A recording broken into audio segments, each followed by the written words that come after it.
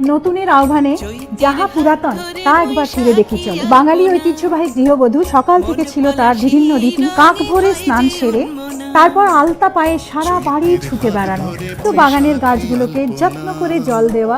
তারপরে শুরু হয় তার সারা দিনের মহাযজ্ঞ। প্রতি ঘরে ঘরে রমণীদের, পুরো পরিবারের প্রত্যেকের খাবার ব্যবস্থা করা। আর খাবার ব্যবস্থা করা মানে সে তো মহাযজ্ঞ, মহাধ্যান। সারা বাড়ির অন্ন তৈরি করা, প্রথমে ঠাকুরে ভোগ চড়ানো, আর তাও কি সেটা কাঠের উনুনের রান্নায়। চলো ফিরে যাওয়া যাক একটা পুরনো দিনের উঠোনে।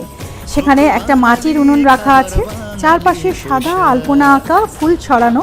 এটাই ছিল সেই সময়ে সহজ পূর্ণতার রান্না। আর সেই প্রথম রান্না করা খাবারটি মাটির পাত্রে করে ঠাকুরের কাছে আগে ভোগ নিবেদন করা হতো। রুবিনিকের ইনস্টা শাড়ি আমাদের সেই ঐতিহ্যকে ধরে রেখে অনেক জীবনটা